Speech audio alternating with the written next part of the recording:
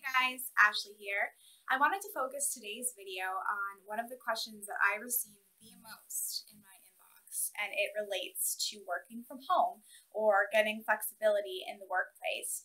A lot of moms write to me because they've read a little bit about my journey of going from working full time to transitioning to a more freelance based career, and they're interested. And I mean, obviously, it makes sense.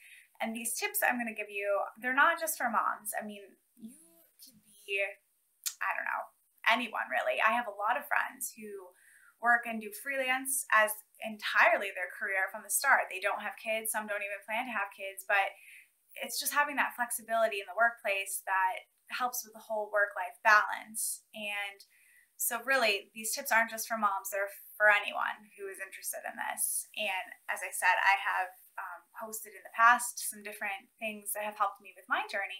And so this is just a continuation on those.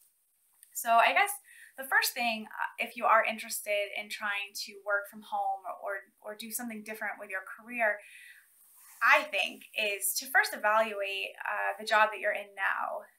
Identify those things about the job that you have currently that really aren't, making you happy anymore or are making you consider such a change. I think for a lot of women that have written to me, it's having a child and having their maternity leave and going back to work and finding that their heart just isn't in it anymore. For other people, it might be a number of different things, from just that they took the first job they could get and it ends up not being a good fit, or maybe there's like a supervisor issue, or just the job has changed and you're doing all different sorts of things now that you didn't really sign up for. I mean, the reasons are innumerable. So I think a good place to start, though, is first identifying what those things are and seeing if there's opportunity for change within your current position. Because if you make a pros and cons list and you find that there still are a lot of things about your current situation that you actually like, it might be worth pursuing some changes or modifications within that job to make it something that could still work for you. Because I would say one of the hardest things about working from home is that it's so volatile. Your income can be very feast or famine.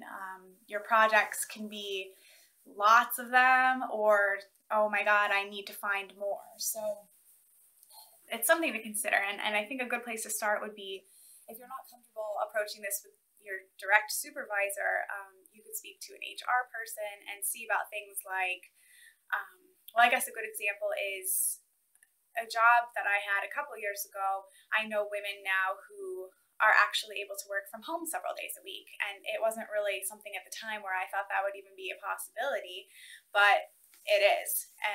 You could even ask for different hours if you want to maybe shift to working earlier in the day. Say that you work like a 9 to 5 or 6, and maybe working from like a 7 to 3 or 7 to 4 might be a schedule that would free up a little extra time for you and your family. It's worth pursuing that. I would say the reason that I decided ultimately to end my employment was a lot of different things. I mean, first of all, I wasn't enjoying my job. It wasn't the sort of thing that I had gone to school for. It started out being something that was interesting and ended up kind of, as a lot of jobs are, a lot of different responsibilities piled onto it, and I found myself doing all kinds of things that just I had no interest in, but at the same time wanting to make the money and to create some financial stability for my family, I kept at it. And when we added Ada to the mix, I just couldn't see myself going a day after day and continuing to work in something that I didn't feel passionate about. So I did approach some people and asked about different things, about possibly working part-time or shifting hours. And for my particular position, those options were not really available to me. So that's when I sort of made my own transition, which I think is sort of the next step. If you do like your job and you want to try to pursue more flexibility and the flexibility just isn't there, that's when you can consider completely changing, or at least changing part of what your work situation is. So I would say for me, my first step was identifying what are the sorts of things that I can do that are not in a traditional workplace. For me, I had been blogging for several years. I mean, I have been blogging since like 2007, and I had Ada in 2011. I mean, I think I've even been blogging since 2006. So anyway, I had my blog going, and at the time when I had Ada, it was generating a little bit of income, but it wasn't enough for me to just be like, oh, I'm going to quit and become a full-time blogger. That really, I would not have been comfortable doing that. Thankfully, for me, I have a degree in writing, and I had been kind of playing with different opportunities for a couple years leading up to having Ada, where I actually pursued different freelancing opportunities with local universities, where I worked on web content management and different content that they needed for their websites. I even wrote some different articles for my alma mater, actually, Ithaca College. I wrote some different pieces for them, and I just kind of tried to network within my local area to see what kind of opportunities are available locally that could be done on my own time. And also, I think that was a really good way for me to sort of learn the ropes of how does freelancing even work. While I was still employed full time, I was testing the waters. So I learned a tremendous amount by even just taking on like a single project at a time about how to make my hourly rates, how to manage different projects, how to approach different situations that come up in writing, and just sort of the whole situation around writing. So I think a lot of my examples will be writing because that's my background, and that's where I had worked for nearly a decade, doing different marketing and communications and all sorts of things like that. But for you, it could be a number of different things. I mean, some jobs lend better to flexibility than others. Obviously, if you're a physical therapist or doing something very physical like maybe nursing, there is flexibility there, but you also have to work outside the home with whatever you end up doing because you're working with patients, or I guess the examples are sort of leaving me right now. But if you look on different sites and stuff, you can see that you can work from home doing a number of things. You can telecommute now for a number of different positions that are sort of desk-based and computer-based. You can freelance write. You can do freelance photography. You can even do photography in your local area sort of on your own time. You can do even office work. You could be a personal assistant online. You could be a number of different things. You can do data entry. You can do transcription. You can sell on Etsy. The opportunities really are endless. So I think the next sort of step would be, you know, testing those waters while you are fully employed to see what are my opportunities? What things can I do that I might be able to turn into a moneymaker for me when I'm not working full time. And you might surprise yourself, and in a positive or a negative way. Some ideas flop and some ideas really soar. That sounds ridiculous, but for example, I thought at one point in time, a really long time ago, that I could sell stuff on Etsy, and I sold not a single item. And then I decided to start doing writing, and obviously because I have more of a background in it, that has done quite well. So it's sort of experimenting and seeing where to go from there. And I think the next step that I took beyond that was seeing how much money do I really need to make from home for us to be able to meet our bills, and also what sorts of things in our budget could we pull back on that maybe we don't need to be spending. For example, cable is an easy thing to nix off the budget. Gym memberships, sometimes even just having one vehicle. It could even be if you're very unhappy, you could do a complete switch and buy a less expensive house and really pare down on all of those extras. It's all up to your unique situation and your goals for your family, and also your goals for your own career. Because in all of this, when people have a desire to work from home, it's not just necessarily to just meet those daily bills. You want to keep your identity as somebody who has a career and who is contributing to society in some way. Although I think staying home as well and doing nothing, if you have the money, and taking care of your children. It's not just taking care of your children, but that's also very productive. For us, we need the money, so I'm doing it half for the money and half because I really do like having some work to have and add to my resume, because eventually I do think that I would like to return to full-time employment, or at least part-time. So I'm trying to think of where I am here. So yes, once you have examined your budget and you kind of have a number in mind of how much money you really need to bring in or would like to bring in, then you can sort of match up those opportunities and see where you might be able to make this work.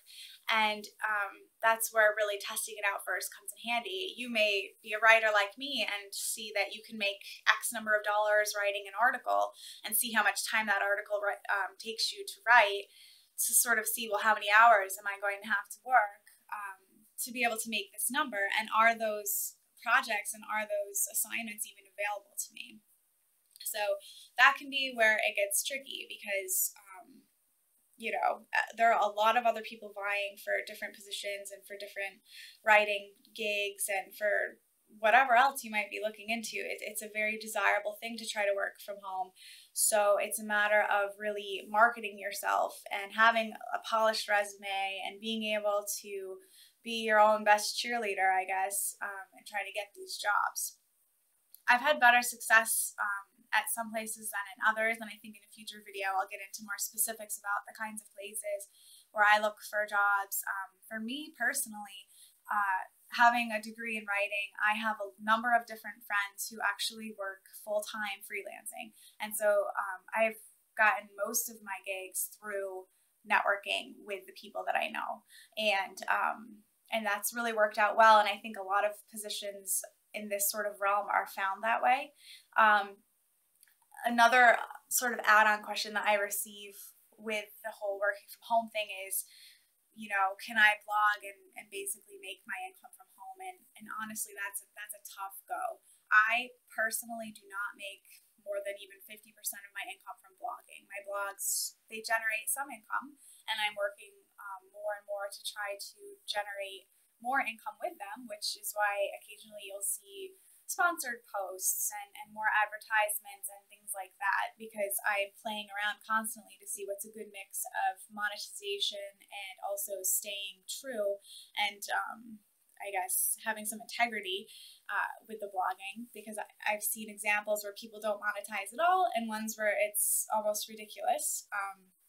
But I would say if you want to just start a blog today and hope that that will sustain your income, you probably don't have a great chance of it. I started blogging and I didn't even know you could make money for an embarrassingly long time. I didn't realize that you could actually make money blogging. I think it was in 2010 when I signed up for AdSense, and that first month I think I made like $150 or something, and I was floored that I could make any money blogging at all. And I had been blogging for years and I had a pretty sizable audience at that point. And that's still not very much money every month. But if you want to just, quit your job cold turkey and start a blog or start an Etsy store and think that it'll just take off, there are a lot of other people that are trying to do the same thing. So I think I could go a lot of different directions with this video, but as I'm sort of talking, I'm realizing that I might want to break it up and focus on some of these items more specifically in the future. So I'll stop here and I'll just sort of, I guess, provide this as an overview. But I would love to field more of your specific questions related to working from home and my own experience and anything else really that you're interested in, because I have been working from home now for, I guess it's been 2 years, 2 full years of working from home, and I did my tax return. I'm still doing my taxes, and last year I was very happy that I worked probably around 30 hours a week doing various things, which I'll get into in another installment of the number of things and the number of fires that you want to have burning to keep that income more steady. But I was able to make pretty much, I think I calculated it was $400 less a month than I was making at my full-time job.